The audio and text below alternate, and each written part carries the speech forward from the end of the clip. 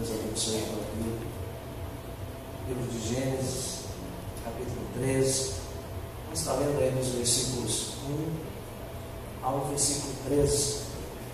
Gênesis 1, de 13, versículo 1 ao versículo 13, que nos diz: Saiu, pois, Abrão do Egito para o Neguebe, ele e sua mulher, e tudo o que tinha, e Ló com ele.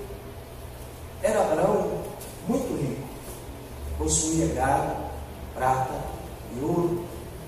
Fez as suas jornadas do Neguebe até Betel, até o lugar onde primeiro estivera a sua tenda, entre Betel e Ai, até o lugar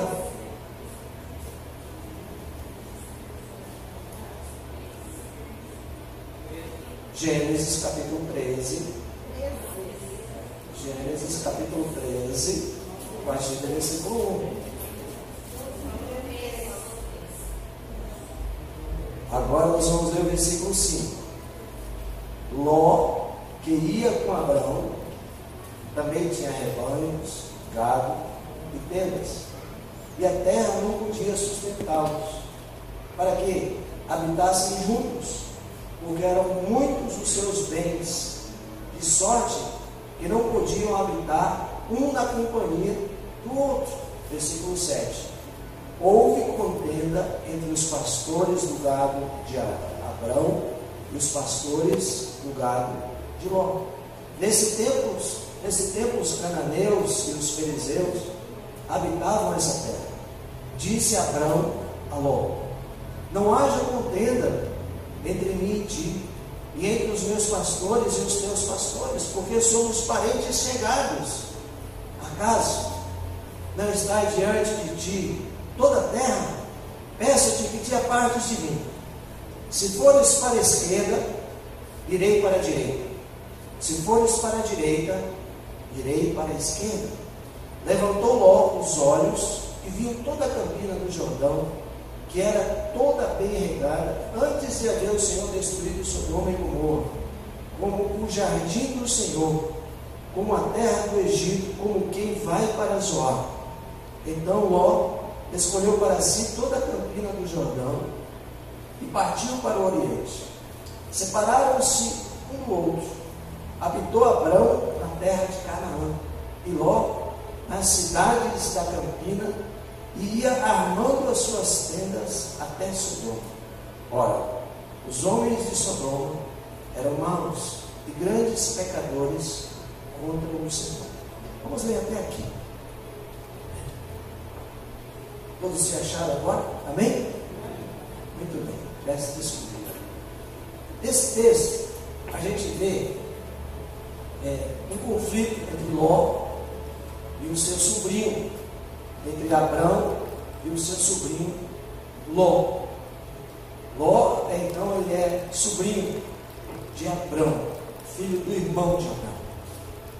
E ele sai para as campinas com todos os seus rebanhos, diz o texto, com todos os seus bens, com todo o seu gado, todos os seus animais, e começa a haver um conflito entre os empregados de Abrão e os de Ló. Começaram a se pinicar. Começou a dar conflito entre os pastores, aqueles que cuidavam dos rebanhos. Então o título dessa mensagem é Vencendo os Conflitos. E a gente começa a ver que a primeira família, que foi Adão e Eva, ele teve um de seus filhos morto pelo próprio irmão. Ou seja, desde que família é família, desde que a família foi formada, existe conflito. Eu não sei se a gente fala meio misericórdia, né? Eu acho que é mais com misericórdia, né, dando assim. Então, começou a haver problema desde o início. Adão e Eva, Caim vai e mata Abel, conflito. Depois aqui no texto a gente vê Abrão e Ló tiveram que se separar, diz o texto aí, depois de uma briga terrível por causa dos bens. José, por exemplo, José sofreu perseguição pelos próprios irmãos. Então, podemos ver que esses exemplos, que atritos e conflitos na família, existem desde a criação da família. Então fica tranquilo com a tua família. Assim, fica tranquilo. Se tem conflito, fica tranquilo. Faz parte. Então vemos algumas coisas desses conflitos. Como que a gente pode extrair algumas coisas desse texto e que pode nos levar a vencer esses conflitos no meio da família. A primeira causa dos conflitos, aqui voltado a esse texto, a causa foi as ambições, os bens materiais.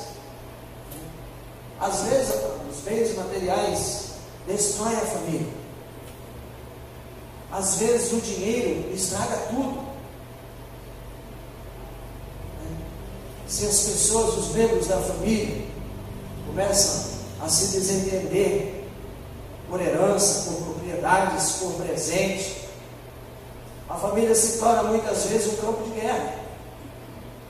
Eu conheço casos, particularmente falando, de famílias que, de tanto se envolveram na justiça, devido à herança, acabaram perdendo tudo.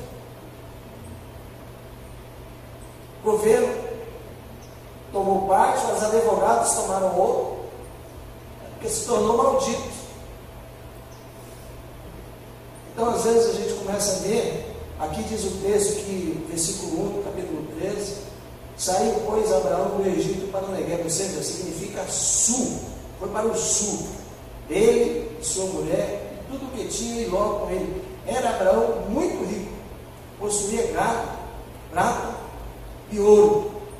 Mas no versículo 7 ele diz assim: houve contenda entre os pastores do gado de Abraão, até aqui, então é Abraão, e os pastores do gado de Ló.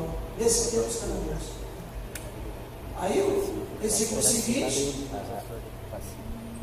disse Abraão a Ló, versículo 8: não haja contenda entre nós, afinal, nós somos parentes chegados. Mas mesmo assim, já existia um conflito.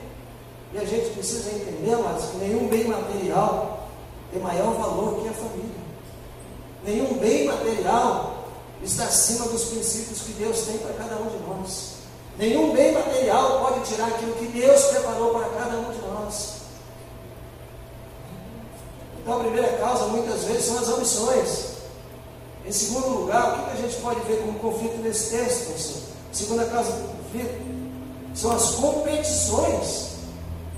Olha aí o versículo 5. Ló, que ia com Abraão, também tinha rebanhos, gado, tendas. Começou a competir o negócio ali. Às vezes nós devemos abrir mão da nossa vontade, já que é conhecedor da palavra do Senhor, abrir mão de algumas coisas para evitar a competição, para evitar entrar em guerra, vamos dizer assim, em complicações.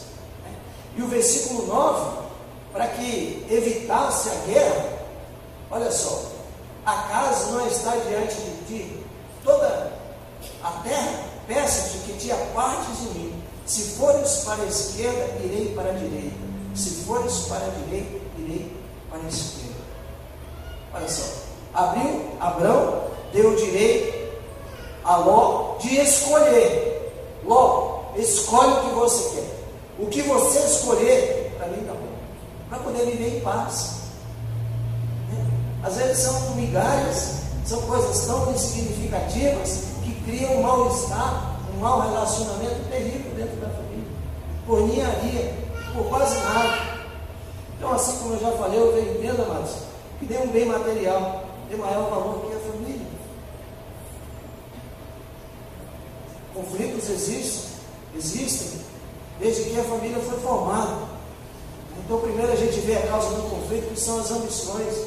Segunda causa dos conflitos são as competições. E a terceira causa dos conflitos, amados, são as discussões, as palavras. Olha aí o versículo 7. Versículo 7 diz: houve contenda entre os pastores do gado de Abrão e os pastores do gado de Ló. Olha só, tem um texto na Bíblia, Tiago 1,19, ele diz assim: todo homem seja pronto para ouvir, tardio para falar e tardio para se irar. Domínio próprio. Então, diante de tais situações, é preciso ter domínio, e domínio no falar. A língua precisa ser domada, aprendendo a ouvir antes de falar. A gente tira o pré, o antes, fala muitas vezes sem saber, porque então palavras ditas com raiva, elas podem machucar. Palavras ditas com ira, pode ferir, causar danos, às vezes até irreparáveis. Uma das coisas, pastoreando, a gente vê tanto as pessoas com raiz e amargura, não consegue viver a vida em paz, parece que só vive a vida do outro. Essa raiz de amargura, que brotando, vai trazendo discórdia, vai trazendo confusão, vai trazendo problema, aquela coisa que é sempre vivendo o problema dos outros. Você sabia que o maior problema da sua vida é o seu mesmo? Porque cabe a você resolver. O maior problema da minha vida é o meu mesmo. Porque não é o governo, cabe a mim mesmo resolver. Então a causa dos conflitos muitas vezes são as discussões, as palavras. Então a última coisa dos conflitos, amados, para que evite os conflitos, é a partir do momento que nós viemos dominar a língua, dominar o falar com mansidão, falar com sabedoria. Vamos orar juntos, vamos buscar Deus por essa direção, vamos tomar decisão juntos. Tenha sabedoria do alto, sabedoria de Deus, direção de Deus. Eles começam a se garfunhar, se machucar. Ali o pouco está destroçado e o diabo está fazendo a festa no meio da família. Quantas coisas terríveis. E a última causa dos conflitos aqui é exatamente o orgulho.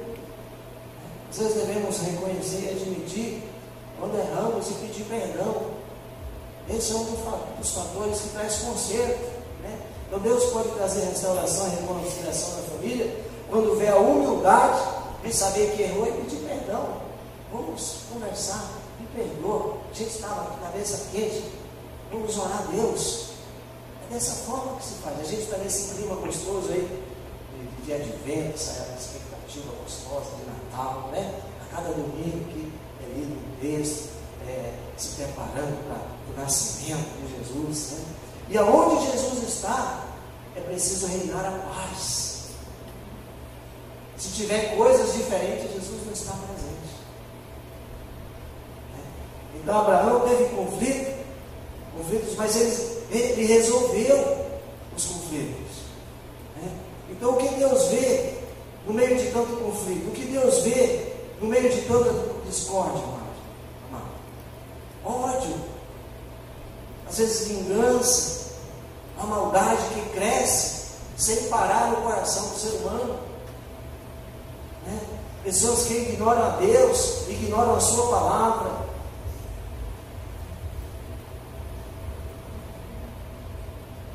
Às vezes não querem conhecer ao Senhor, nem a sua palavra, se recusam a conhecer a sua palavra, não estão interessados em andar com o Senhor. O texto aqui diz que Abrão, o texto anterior, diz que Deus, ele escolheu Abrão, com quem fez uma aliança.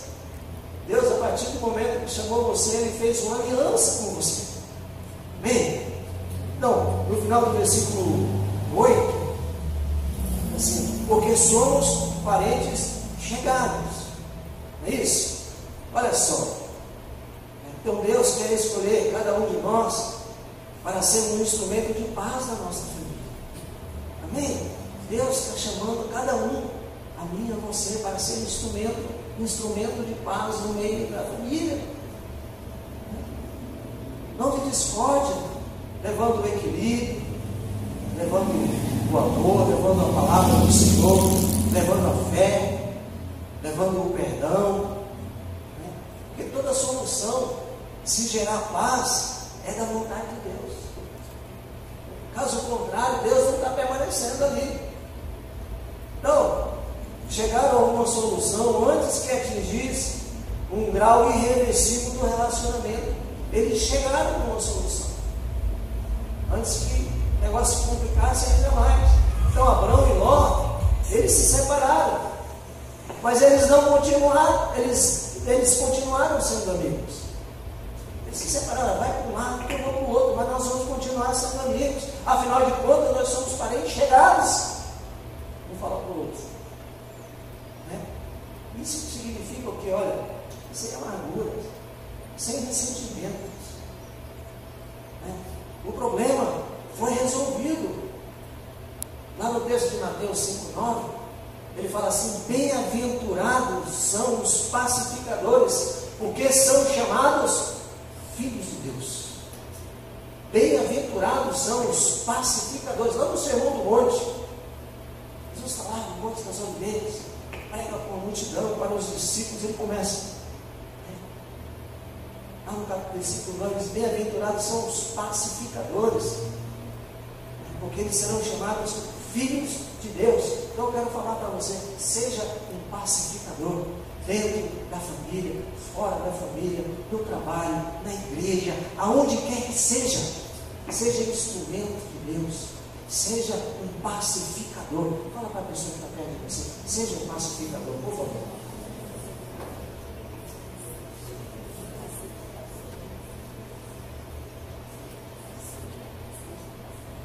Amém, irmão? Então Deus escolheu Abrão uma aliança de paz, assim como Ele escolheu a cada um de nós também, para termos essa aliança de paz.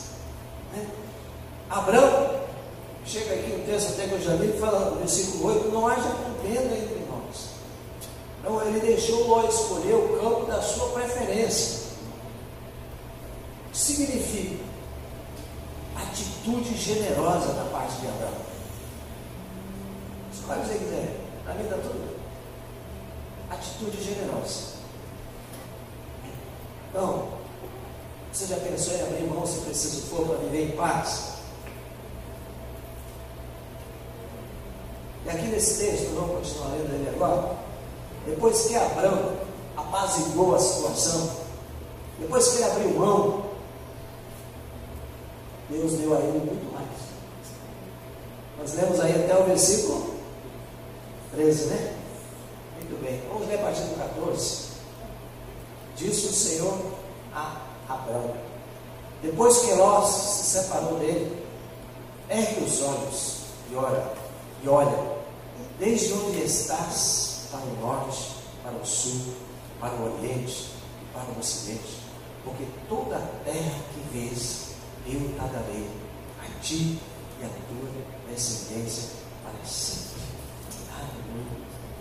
Farei da tua descendência como o pó da terra, de maneira que, se alguém puder contar o pó da terra, então se contará também a tua descendência. Levanta-te, percorre essa terra no seu comprimento e na sua largura, porque eu a darei, eu te darei.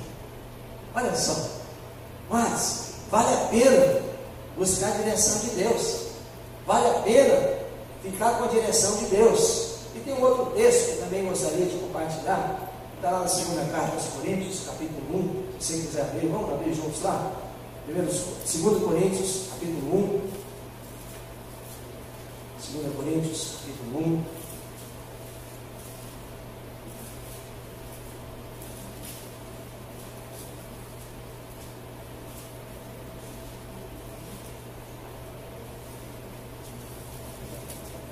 Segunda carta aos Coríntios, capítulo 1. Vamos ler a partir do versículo 3. Vamos achar? Amém? versículo 3. Bendito seja o Deus e Pai de nosso Senhor Jesus Cristo, o Pai de misericórdia e Deus de toda consolação. É Ele que nos conforta em toda a nossa tribulação, para podermos consolar os que estiverem em qualquer angústia, com a consolação com que nós mesmos somos contemplados por Deus. Porque assim como os sofrimentos de Cristo se manifestou em grande medida a nosso favor, assim também a nossa consolação transborda por meio de Cristo. Mas, se somos atribulados, é para o vosso conforto e salvação. Se somos confortados, é também para o vosso conforto, o qual se torna eficaz, suportando vós com paciência os mesmos sofrimentos que nós também padecemos. A nossa esperança a respeito de vós está firme, sabendo que, como sois participantes dos sofrimentos, assim os sereis da consolação. Porque não queremos, irmãos, que ignoreis a natureza da tribulação que nos sobreveio na Ásia, porquanto foi acima das nossas forças, a ponto de desesperarmos até da própria fé. Contudo, já em nós tivemos a sentença de morte, para que não confiemos em nós, e sim no Deus que ressuscita os mortos, o qual nos livrou e livrará de tão grande morte, em quem temos esperado que ainda continuará a livrar-nos, ajudando-nos também vós com as vossas orações a nosso favor, para que por muito sejam dadas graças a nosso respeito pelo benefício que nos foi concedido por meio de muitos. Paulo está agradecendo aqui, irmãos, por alguns conflitos que ele teve na sua caminhada. Aí a gente começa, assim, às vezes, a questionar mediante o texto desse, poxa, mas por que Deus permite, às vezes, tantos problemas? Às vezes, conflitos. Né? Eu vejo assim, irmão, que para nos ensinar a confiar nele e não em nós mesmos. Né? Às vezes, nós somos naturalmente inclinados a recorrer apenas aos recursos humanos. Né? Por natureza, não somos inclinados a recorrer a Deus. Né? Então, preferimos contar com a nossa própria sabedoria, preferimos contar com a nossa própria direção, com o nosso próprio jeito. Nunca somos de nos submeter diretamente ao controle de Deus. E a gente vê ali um homem cheio de paz no seu coração, Abraão, no meio de um conflito, sob paz igual as coisas. Por isso, amados, é para nos ensinar a confiar em Deus e não em nós. É que Deus permite problemas, é que Deus permite muitas vezes confusões. Então, o apóstolo Paulo aqui, ele confessa que Deus deve agir assim com ele. Deus precisou permitir que problemas sobreviessem a ele, sobre o apóstolo Paulo, a fim de que ele viesse a aprender a confiar não em si mesmo, mas no Senhor. É isso que nós precisamos. E Paulo ora, ele era do tipo de pessoa muito autoconfiante, muito cheio de si. Então Deus precisou quebrar várias vezes esse coração obstinado que Paulo carregava. Deus precisou quebrar o coração de Paulo. Assim, muitas vezes nós precisamos quebrar, trabalhar no nosso coração, para que sejamos maleáveis, para que possamos entender as coisas. Deus teve que colocar Paulo em situações que ele nada pudesse fazer. Não havia solução. E isso para que ele aprendesse a não confiar em si mesmo, mas em Deus que ressuscita os mortos, diz aqui o texto. É isso que nós precisamos. O Deus que ressuscita mortos. Né? Então, para você aprender a confiar em Deus, o que é preciso fazer? Confie nele. E depois, amados, eu vejo assim, uma das últimas razões que quero mencionar, que Deus permite problemas, Deus permite conflitos muitas vezes, para que Deus seja louvado pelas respostas das nossas orações, para que a gente aprenda a confiar. E quando a gente aprende a confiar, a gente aprende a buscar, né? Então o sofrimento nos ensina que nós somos membros de uma família e fazemos parte do corpo de Cristo, porque nós necessitamos uns dos outros. Nós precisamos orar uns pelos outros. Nós não precisamos das críticas uns dos outros. Nós precisamos orar mais uns pelos outros. Então, veja assim que quando nós estivermos verdadeiramente unidos em mais propósitos de orações, de busca a Deus, Deus enviará a sua bênção e o seu livramento no tempo certo.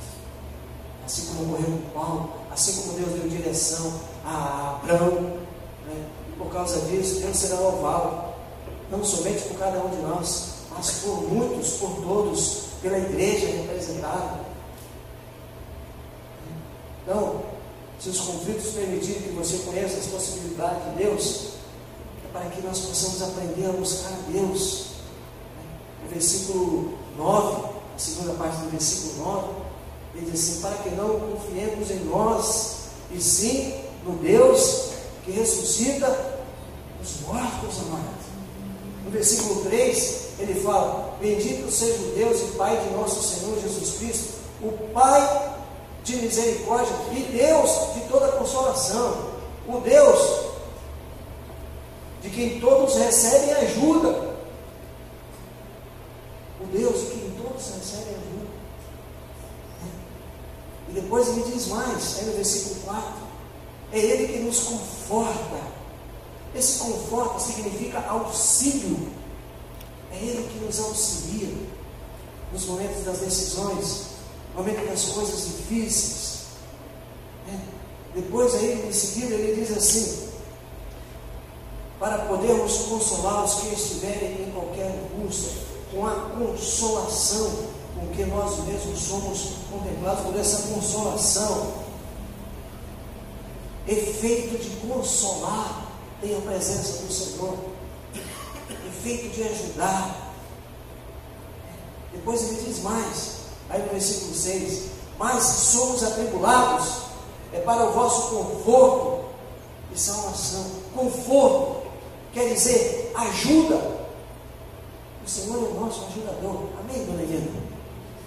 É para isso que o Senhor veio, é para isso que Cristo veio, para ser um ajudador, para ser um consolador, para ser o Messias que tanto precisamos. E depois ele diz mais: é para o vosso conforto e salvação. Se somos confortados, é também para o vosso conforto, o qual se torna eficaz. Eficaz significa que produz muito. Deus possa produzir muitas coisas novas no seu coração. Amém? Que Deus possa produzir a paz que verdadeiramente precisa na sua família nesse final de ano. Não só esse final de ano, mas nesse final de ano, no ano novo que se inicia e sempre. Deus possa que você possa ser um instrumento de Deus na tua casa, no teu casamento, na tua família, lá nos teus negócios, no teu dia a dia, aonde quer que você esteja, que você seja verdadeiramente um instrumento do Senhor, trazendo consolo com a palavra do Senhor, trazendo conforto com a esperança do Evangelho, trazendo paz com as orações, buscando direção de Deus, deixando que verdadeiramente o Senhor possa reinar dentro da casa, deixando que verdadeiramente o Senhor possa reinar no seu ministério, que o Senhor possa reinar na igreja, porque aonde há desavença não tem a presença de Deus. Como tem sido o teu dia a dia? De que forma você tem administrado as situações que vão surgir? Porque às vezes a carne fala mais alto. Se eu falar alto, você fala mais alto ainda. Não, amado. É preciso ver que nós precisamos ser trabalhados a cada dia. Abraão, quando ele fez uma aliança com Deus, Abraão entrou num processo. Assim todos nós precisamos entrar nesse processo de deixar Deus trabalhar em nós a cada dia. Deus precisa trabalhar em nós e através de nós, Quem sabe, esteja passando por conflitos, por tempos de decisões. É preciso orar, é preciso ser otimista, porque quem crê verá a vitória do Senhor. Eu creio poderosamente nisso. Quem crê, aquele que crê, verá a vitória do Senhor. Então não precisa se dobrar diante das situações. Não precisa começar a murmurar junto com os outros. Comece a buscar a direção de Deus. Comece a encher seu coração de louvor. Comece a encher seu coração com a palavra do Senhor. Comece a buscar Deus em espírito. Às vezes é melhor calar-se. E eu penso lá que é melhor o homem seja tardio para falar. Tanta baboseira. Imagine a guerra que estava dando lá entre os empregados lá de Abraão e Ló. Estava quase entrando na peixeira lá. Abraão chegou, para com isso. Ló, escolhe aí, Ló. Qual que você vai? Eu vou para o outro lado. Mas não vai haver guerra na nossa família. Seja um instrumento de paz na tua família. Olha a Deus pela tua família. Seja sábio. Busque direção de Deus na tua casa. Tome posição dentro da tua casa. Seja firme na decisão que você tomou. Eu sempre friso isso. Na tua casa é terra santa. Lá quem manda é você. O inimigo só vai fazer festa se você der brecha. Fecha a porta na cara do inimigo.